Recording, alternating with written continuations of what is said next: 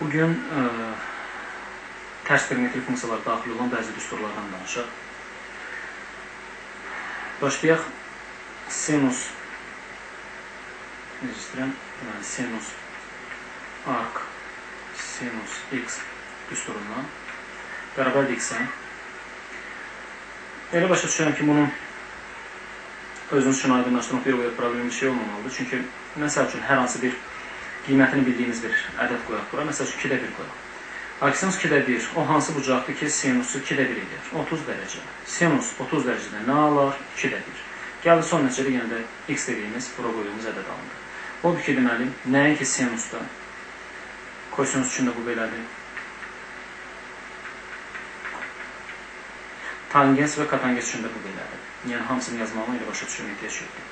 Necə ki, sinus arc sinus x verdi, kosinus arc kosinus x verdi.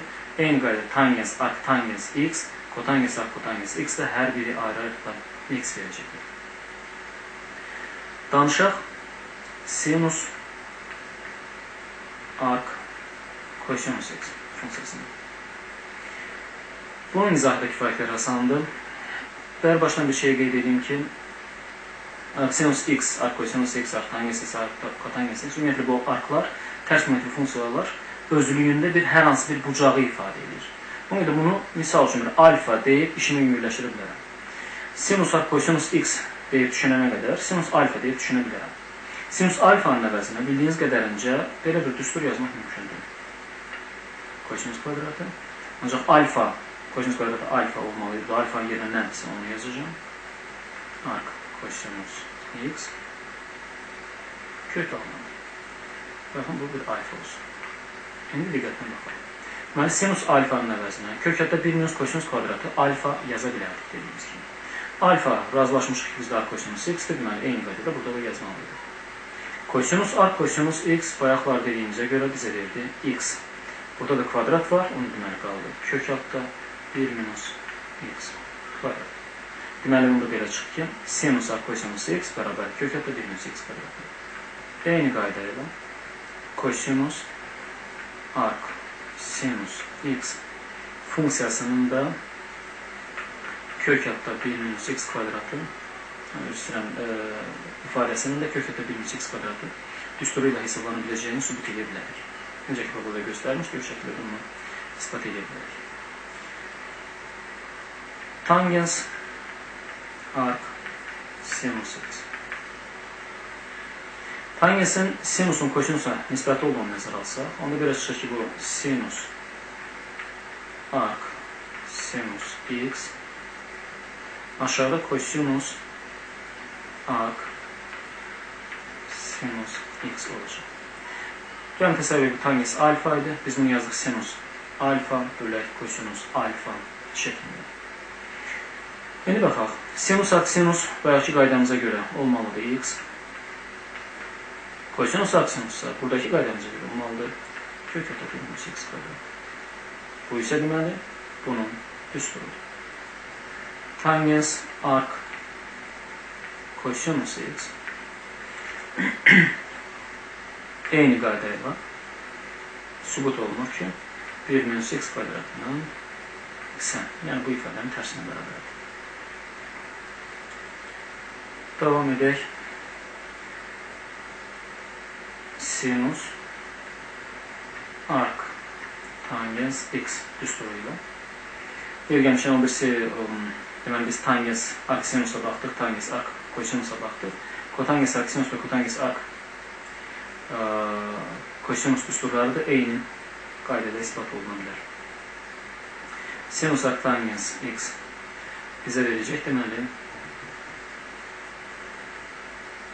x bölünsün kök altda 1 plus x kvadrat. Bunun isbatından danışmayacağım, çünki bir qədər vaxtımızı aparacaq. Qısa konkret bir şey deyə bilərəm ki, uyğunluq olaraq belə yadda saxlaya bilərsiniz. Bu tangensdir. 1 plus tangens kvadratı x bərabər 1 bölək kosinus kvadratıdır. Yalnız adsaydı. Ancaq burada isə sinusdur. Əgər buradakı ifadə bununla ifadə oluna bilirsə, buradakı daha doğrusu funksiyamız bu funksiyayla ifadə oluna bilirsə, o trigonometrik eynilikdə, onda burada 1 yazırıq. Yox, ifadə oluna bilmirsə, daha doğrusu ikisi bir düsturda yerləşmirlərsə, onu deməli burada x yazacaq. Necə ki, indi tangens 1 plus tangens kvadratı x bərabər 1 bölü kosinus kvadratıdır, amma bizdə isə sinusdur. Ona görə burası x yazdıq. İndi yoxlayaq. Kosinus arc tangens x. 1 plus tangens kvadratı x bərabər 1 bölü kosinus kvadratı. Bu da kosinusdur. Onu deməli 1 bölək. Kökətdə 1 plus x kvadratı. Məsəl üçün sinus arc kotangens x. Baxaq. 1 plus kotangens kvadratı x bərabər 1 bölək sinus kvadratı x. Bu da sinusdur. Deməli 1'dir. 1 plus x kvadrat. Kosinus arc kotangens x. 1 plus kotangens kvadratı x bərabər 1 bölək sinus kvadratı x, amma bu kosinus x-dir. Ona görə də yuxarı 1 deyil, x-dir. Deməli, bir daha qeyd edək bunun qanun uyğunluğunu. İsbatına bir daha dediyim kimi niyə getmədik? Çünki bir qədər vaxtımızı alacaqdı. Tez yadda saxlamaq ya da salmaq qaydası belədir ki, buradakının düsturunu yadımıza salsaq 1 plus tangens kvadratı bərabər 1 bölü kosinus kvadratı idi. Amma burada sinusdur. Uyğun gəlməsə yuxarı x yazın, uyğun gəlsə yuxarı 1 yazın. Baxın, burada uyğun gəldi, burada uyğun gəldi, hər ikisində 1'dir. Amma bununla burada uyğun gəlmədiyinə görə yuxarıda x oldu. Məxrəcə niyə yer ayırmır? Çünki məxrəc dəyişir. Bir qədər keçək indi bu düsturdan danışaq. Tangens arc cotangens x. Aydın məsələdir ki, tangens arc tangens x olsaydı sadəcə x yazardıq. Amma tangens arc kotangens olduğuna görə və bunlar birbirinin tərsi olduğuna görə 1 bölü x.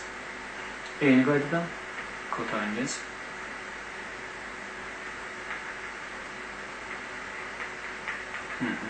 bu da 1 bölü x. Yəni kotangens arc kotangens olsaydı sadəcə x olardı. Ancaq kotangensin tangens birbirinin tərsi olduqlarına görə 1 bölü x şəklində alınır.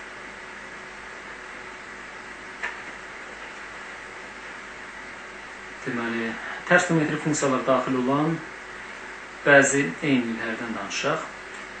Daha doğrusu konkret olaraq ikisindən danışaq. Arc sinus x üstə gələk arc kosinus x bərabərdir 1 bölü 2. Və eyni qaydada arc tangens x üstə gələk arc kotangens x bərabərdir 1 bölü 2. Bu eyniliklər hardan alınır? Yadınızdasa sizinlə söhbətimiz olmuşdu. Demişdik ki, cəmi 90 dərəcə bərabər olan iki bucağın kofunksiyaları eynidir. Burada fikir versəniz, demişdik ya ki, bu arklar özlüyündə mahiyyət etibarilə bir bucaqdırlar. Misal üçün buna bir alfa desəm, buna bir beta desəm, eyni uğurla buna bir alfa, buna bir beta desəm. Alfa ilə beta bucaqlarının cəmi gördüyünüz kimi 90 dərəcədir. Biz nə demişdik? Demişdik ki, 90 dərəcəyə bərabər olsa iki bucağın cəmi, onların funksiyaları bərabər olmalıdır. Yəni sinus kosinusuna, tangesi kotangesine bərabər olmalıdır. Gəl baxaq. Alfanın betanın cəmi 90 olduğuna görə sinusla kosinus hər ikisi eyni qiymət alıblar, x alıblar. Biz orada dediyimiz sadəcə günü bugünlər burada tərsinə tətbiq eləmişik. Yəni burada da alfa ilə betanın cəmi 90 dərəcə olduğuna görə tangens və kotangens eyni qiymət alırlar. Hər ikisi x qiymətini alır. Bax, bu da bizim sizə verməli olduğumuz tərs geometrik funksiyalar daxil olan, üzr istəyirəm, eyniliklərimiz. Güman edirəm ki, tərs geometrik funksiyaların o xassələr, düsturlar barəsində bu qədər kifayət edir.